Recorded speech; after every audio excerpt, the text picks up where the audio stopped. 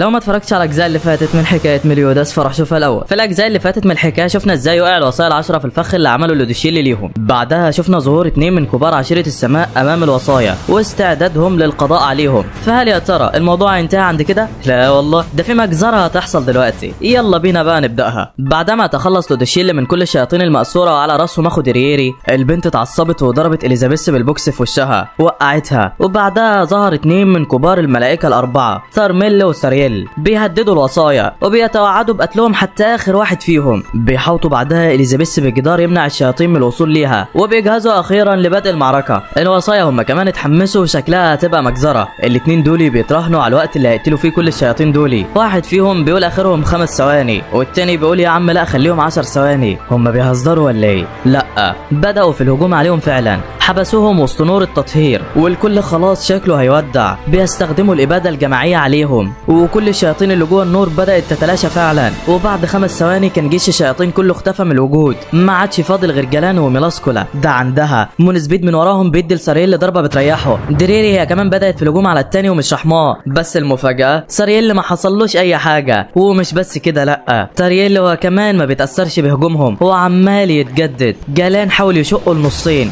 ولكن برضه جسمه بيرجع زي الاول تاني. يا ترى ايه اللي هيحصل في الحرب ديت؟ بيشتعل القتال ما بينهم، ومونسبيد بيهاجم في سارييل ومش رحمه. سارييل بينجح يصيب دراع مونسبيد وشكله ما بيهزرش. فراودرين هو كمان انضم للمعركه وبدا في القتال معاه، بس سارييل مش فارق معاه اي حاجه، عمال يذله. وفي نفس الوقت ده بقى كان لوديشيلي بيجهز علشان يروح على ساحه المعركه ويخلص على الوصايا معاهم. بيودع نيروباستا وبعدها بيمشي، بس بعدين بتلاقيه راجع لها تاني. لا، مش هو ده جوسر بيستخدم قوته على نيروباستا وبيقول لها خديني على بوابه السماء. هو ايه اللي بيحصل بالظبط؟ ميلاسكولا بتكون هربت من القتال ووصلت هنا. جوسر بيعرف منها كل اللي بيحصل وشكل حظهم نحس فعلا. وفي الوقت ده كان كل من لوديشيلي وميليوداس وجلوكسينيا ودورورو متجهين الى المعركه. بيحتدم القتال بين كل من الوصايا وسارييل وتارييل، والوضع بيجيب اخره. ديريري بتهجم على سارييل وبتديله بالبوكس. ايديها عماله تتاكل من الحاجز بتاعه ومفكرها استحاله توصل له، بس عند امك يالا. ديريري بتجمع قوتها وبتديله بالبوكس برضه. تارييل بيهجم على جلان هو كمان وبيوقعه في الارض وحرفيا بيتعجن،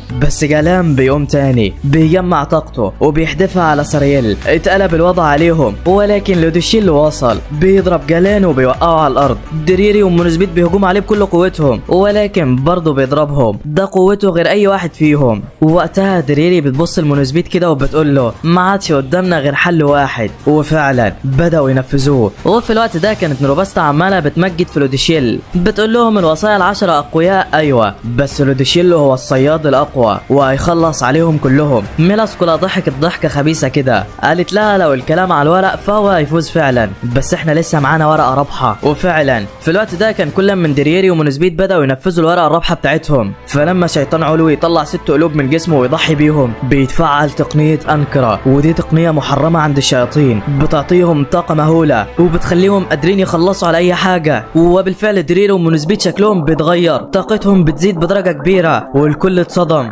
جلان اخذ فراودرين بسرعه وقال له احنا لازم نهرب من هنا والا هنتجلد. فراودرين مش فاهم حاجه. جلان قال له اتفرج بس. وهوب ديرييري بتهجم على لوديشيلي وبتمسح بكرامته الغابه. بيقوم وبيحاول يهجم عليهم تاني، بيدمر الغابه فعلا. فرحان ومفكر نفسه فاز عليهم، بس عند امك يالا ديرييري ومونسبيد هيكسروك دلوقتي. لوديشيلي بيخاف وبينده على سارييل وتارييل علشان يساعدوه، بس مونسبيد بيكتفهم بناره بيحرقهم. ديرييري بعدها بتطير عليه وبتضربه، مش رحمن نهائي، مش قادر عليها وشكله هيودع. في نفس الوقت ده بقى كان ميليوداس بيجري على اخر سرعته على مكان القتال. بيوصل فعلا، بيلاقي اليزابيث جنبه واقعه ومغمى عليها محاطه بحاجز عشيره السماء. دورورو حاول يقرب منه ما قدرش.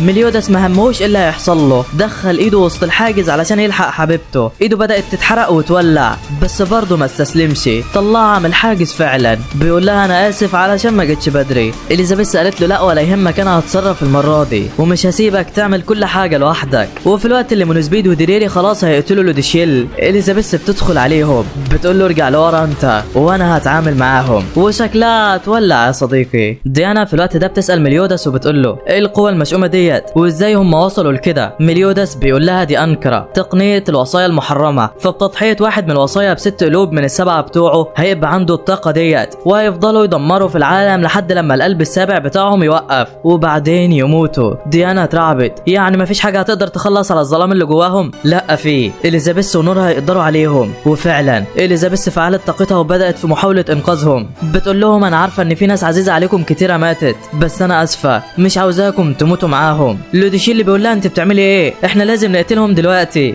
بس اليزابيث مش راضيه، بتقول له انا هنقذهم. لوديشيل اللي بيتعصب وبيجهز علشان يقتلهم، ولكن ميليوداس بيقف له بيقول لحبيبته خلص شغلك انت يا باشا وانا في ظهرك ما تقلقش. اليزابيث بتطمن وبتستخدم قوتها اكتر على الاتنين دولي. الظلام اللي جواهم كبير جدا ونور اليزابيث مش كافي. سارييل وتارييل بقوا على غير المتوقع بيروحوا على اليزابيث وبيساعدوها. لوديشيل بعد ما شافهم كان هيولع. البنت بتجمع طاقه اكبر وبتنجح ترجعهم لطبيعتهم فعلا، والظلام اللي جواهم بيتكسر بيقع على الارض بعدها مغمى عليهم. اليزابيث جابت اخرها خلاص هتقع. ميليوداس جرى عليها ولحقها ويا دوبك مسكها من هنا. لوديشيل جرى على الوصايا من هنا علشان يقتلهم، وهوبا ديانا بتوقفه بتقول له الجبان هو اللي بيعمل حركه زي ديت مش اكتر. جولوكسينيا وكمان بيأيد كلامها، ولوديشيل اللي كان خلاص هيولع. ميليوداس بينزل بعدها عليهم وبيشكرهم علشان انقذوهم، ولكن في وقتها لوديشيل اللي كلم نوروباستا بيقول لها اطلبي الدعم، افتحي بوابه السماء بسرعه. ولكن نوروباستا مش قادره تسمعه، بيوصل لها كلامه بعدين وبتروح على البوابه. بتتصدم ميلاسكولا وجوسر هناك وبداوا في طقوس فتح بوابه الشياطين.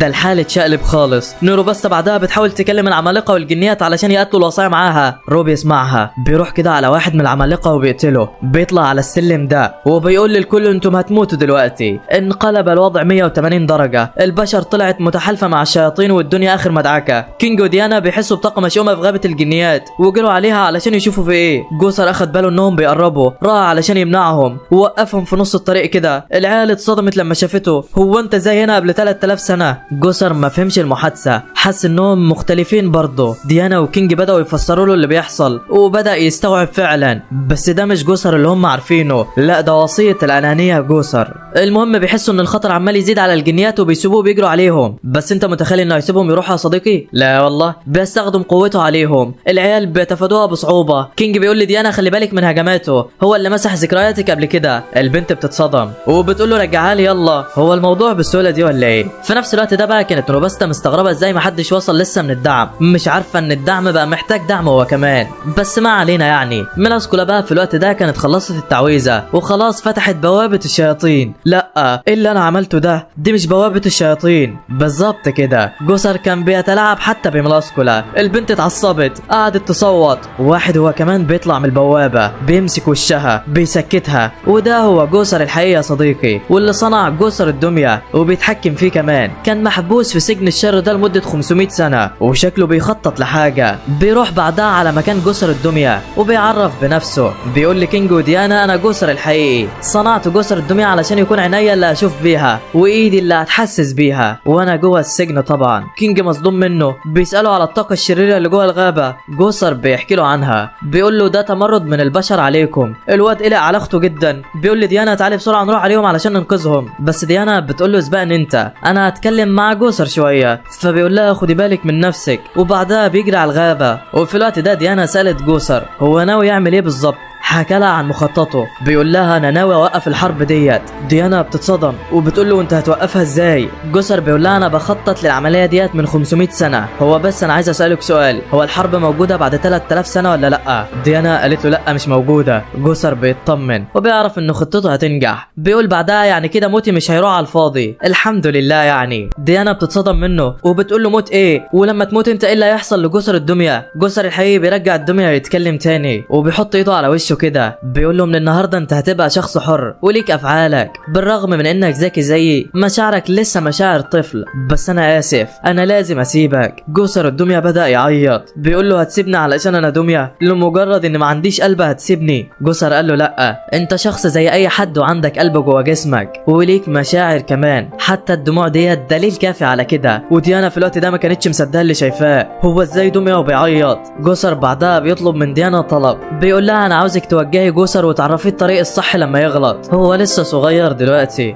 ديانا لسه ما ردتش عليه، وبتلاقي جوسر الدمية بيعيط وبيقول لها بالله عليكي بوجهيني. فالبنت بتتأثر وبتقول له اتفقنا. جوسر الحقيقي بعدها بيشكرها وبيدي لها هدية في المقابل، وبيرجع لها ذكرياتها المختومة. وفي الوقت ده كان كينج متجه الى مكان اخته متضايق جدا، بيقول معقولة مش هقدر احمي جيرارد زي إيلاين، انا لازم اوصل هناك باسرع وقت ممكن. وفي الغابة كان رو شغال ضرب في الكل ومش راحمهم. جيرارد بتحاول توقفه بس هو مش راضي، وقفت قدامه مع جني وقالت له لو ما بعدتش هقتلك دلوقتي. رو لسه بيقول لها اقتليني بسرعة، بيلاقي واحد من صحابه ضربها، بوظ لها عين من عيونها، قطع الاوتار في رجليها، والبنت خلاص شكلها دي نهايتها. بتصعب على رو وبيضرب صاحبه، بياخدها في جنب كده، بتفوق وبتقول له انت عملت كده ليه؟ رو بيحكي لها وبيقول لها انت شبه بنت انا كنت اعرفها، كانت على طول بتقع في مشاكل وانا بلحقها منها. جيرارد بتتأثر من كلامه وبتقول له احكي لها على حكايتك. رو بيحكي لها فعلا وبيقول لها على اللي حصل. كل حاجة بدأت لما قريتنا لقت طفل شيطاني صغير مجروح، اخدناه وعالجناه وكان في قمة السعادة. انا لسه فاكر ضحكته لحد دلوقتي، كان طيب جدا. بس نتيجة لكده تحالف السجن عرف باللي عملناه، دخل على القرية بتاعتنا وبدأ يقتل في كل اهلها، قتل البنت اللي حبتها ودمروا كل القرية. وقتها احنا كنا برا الغابة ورجعنا على المشهد ده، قعدنا عيطنا كتير وبعدها وعدنا بعض اننا لازم ننتقم من التحالف ده. عملنا اللي احنا عاوزينه فعلا،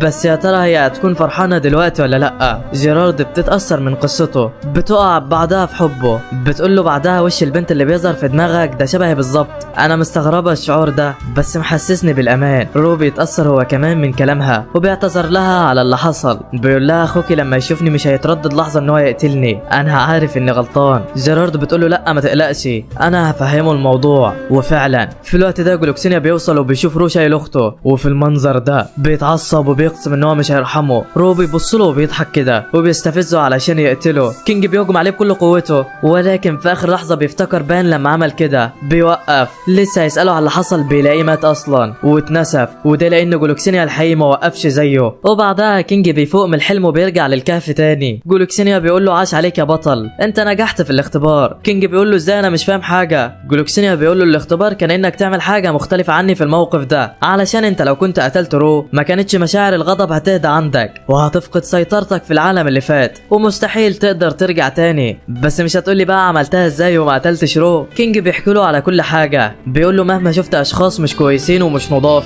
ممكن يكونوا ناس مهمين لاختي، وانا متأكد ان مفيش حد كويس وحد وحش، الظروف هي اللي بتحكم على الواحد. ومرة واحدة جسمه كله بيوجعه، بيقع على الارض قلقان على ديانا اللي لسه جوه. وفعلا في الوقت ده كانت ديانا واقفة لسه وبتتكلم مع جوسر، بس مرة واحدة بيحسوا بطاقة كبيرة. زلدريس بيحضر في قلعة استجما بيكسرها، بيروح على جوسر علشان يقتله، وشكله ما بيهزرش يا صديقي. جوسر بيقول له انت بنفسك جيت، انا شكلي مش هعرف انفذ خطتي ولا ايه. ديانا بتبعد زلدريس عنهم وبتقول له جوسر هربوا انتم دلوقتي وانا هشغله، انا في جسم درورو وعندي القوة ان اهزمه. جوسر بيسمعوا الكلام وبيمشوا، وعينك بعدها ما تشوف غير المجزرة. ديانا بتستخدم رأس الدرورو الشهيرة وبتجمع طاقة الارض حواليها، بتضرب زلدريس بيها. الواد مش عارف يفادي الهجمات بتاعتها، بتوقعه على الارض وبتقول له استقبل بقى. الصخور كلها بتقع على زلدريس وديانا مفكرة انها خلاص قدرت عليه، بس عندها زلدريس بيطير عليها وبضربة واحدة بيوقعها، بيختم سحرها وبيقول لها انت كده في اعداد الموتى. ديانا بتتصدم منه وبتقول له انت جامد كده ازاي،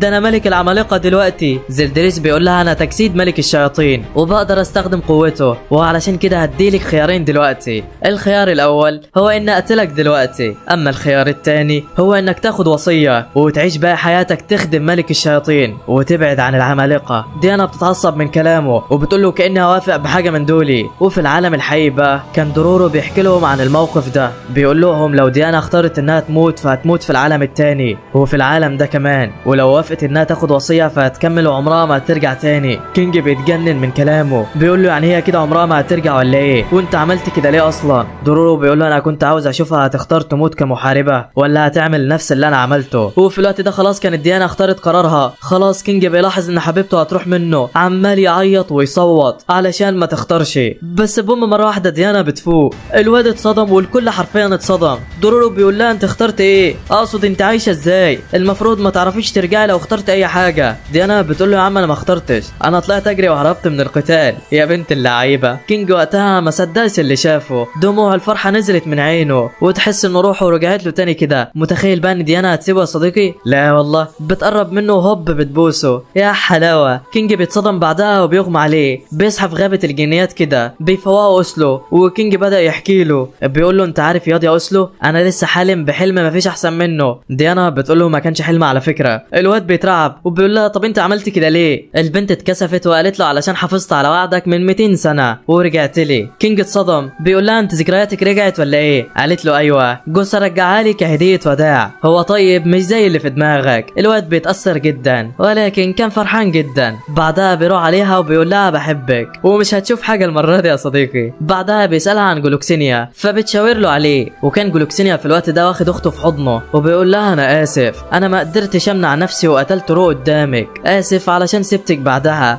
بتمنى من قلبي انك تسامحيني. جيرارد بعدها بتعيط في حضنه وبتقول له اللي فات مات، اهم حاجة انك رجعت لي. وكان مشهد مؤثر جدا لدرجة ان كينج عيط لما فكر فيها زي اخته. بعدها كينج وديانا بيتفقوا يرجعوا للمملكة تاني وينضموا للخطايا من تاني بعد ما طاقتهم زادت يعني. وفي المملكة بقى كان كل الخمسة دول متجمعين فوق القصر ده، المكان كله محاط بالضباب والقمر كمان كان منور، وكده نبوة الملك بتتحقق والخطايا هيتجمعوا. وفعلا كينج وديانا كانوا بيقولوا لأوسلو يوصلهم على هناك، بيوصلوا فعلا، الكل كان مبسوط بيهم، قعدوا يحتفلوا برجوعهم. ديانا كانت متأثرة وبتقول يا ريت ميليوداس كان لسه عايش، فبتسمع صوته من تحتها وبيقول لها انا لو فضلت اكتر من كده تحتك هموت. البنت بتترعب وبتفكره شبح ولا حاجه. ميليوداس بيطمنها وبيحكي لها على اللي حصل، العيال بتفرح وكانوا في قمه السعاده. كينج بعدها بيروح على ميليوداس وبيقول له انا اسف علشان شككت فيك قبل كده، انت تستحق معامله احسن من كده. ميليوداس ما كانش في دماغه كلامه اصلا وبيقول له ايه ده، انت طلع لك جناحات من امتى وهي صغيره كده ليه؟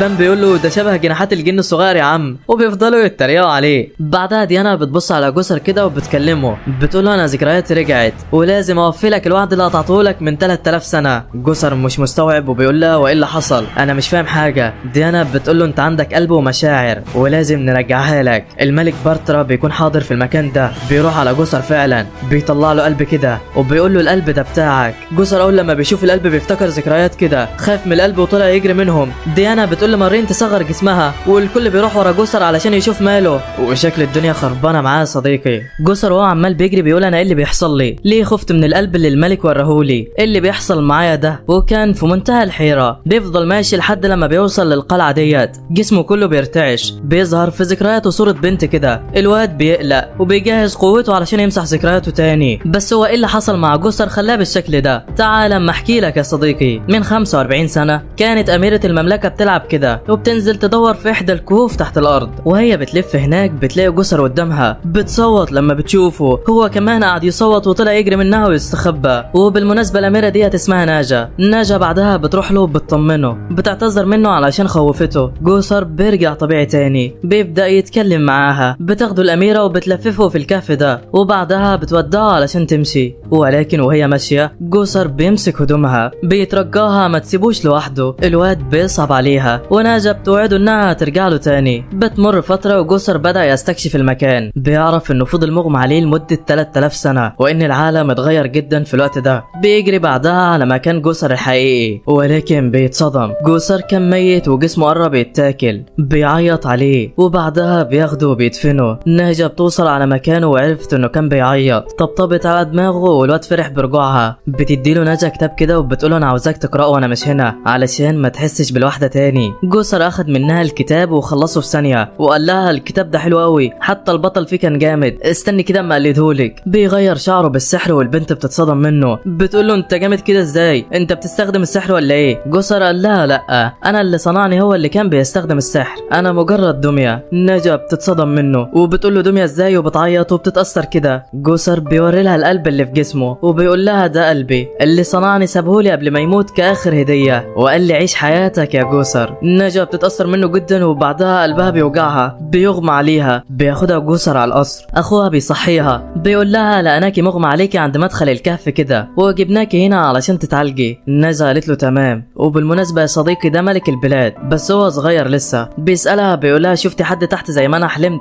قالت له ايوه بس ما طلعش شخص ولا ساحر، ده جسر طلع دميه. اخوها قال لها ودي حاجه حلوه ولا وحشه؟ ناجا قالت له انا مهتميه بيه لدرجه بتخوفني ومش عارفه انا مالي. بيسمعها جسر وبيفرح انها لسه بتحبه، بياخدها بالحضن وبيطلع هو واخوها متفقين عليها اصلا وهو اللي جابها هنا علشان تتعالج. بعدها جوسر ونجا بيفضلوا مع بعض دايما، ما بيفرقوش بعض ولا لحظة، والعلاقة ما بينهم كبرت وبقوا بيحبوا بعض جدا. لحد لما في يوم بارترا قال لجوسر انا شفت حلم جديد، شفت اختي وهي فرحانة ومبتسمة جدا وهي كانت جنبك، من فضلك خليك معاها يا جوسر. بيسمع الكلام فعلا وبيروح لنجا بيقول لها انا حاسس ان قلبك بدأ يضعف من لما قابلتيني، انت كنت تعبانة وانا زودت كده. نجا بتقوله ما تقولش كده، انت خليتني اعيش احسن ايام حياتي، انت قلبك وقلبي دلوقتي متصلين ببعض، انا بحبك يا جوسر. جوسر هو كمان بيعترف بمشاعره ليها، وبعدها بيقعدوا مع بعض سوا. نجا بتحط راسها على كتفه كده وبتقوله شكرا علشان اخر لحظات حياتي كانت معاك، وبعدها قلبها الضعيف ما بيستحملش وبتموت. جوسر ما قدرش يستوعب الموقف وحاول يفوقها، بيحاول ينده عليها ولكن للاسف كانت خلاص ماتت. الحراس بتدخل عليه بعدها وبتشوفه في اوضه الاميره، بيضربوه وبيحكموا عليه بالاعدام حرق لحد لما يموت، بيولعوا فيه فعلا. وجوسر اصلا ما كانش قادر يستحمل، بيقول لو المشاعر بتوجع قوي كده فانا مش عاوزها. بيعمل تعويذه على نفسه بتخليه يفقد كل ذكرياته، وكل لما حاجه بترجع له جسمه بيخاف وبعدين بيمسح ذكرياته تاني. وفي الوقت الحالي جوسر كان خلاص هيمسح الذكريات بتاعته، ولكن ديانا بتطير عليه وبتضربه، بتقول له انت ليه عاوز تمسح ذكرياتك؟ ليه مش عاوز تشوف قلبك؟ جوسر بيقول لها مالكيش دعوه، سيبيني في حالي. بيحاول يضربها علشان يهرب، ولكن ديانا طاقتها زادت بعد التدريب وما قدرش عليها، حاول يهرب منها وهوب لقى كينج في وشه، طاقته بقت 41,000.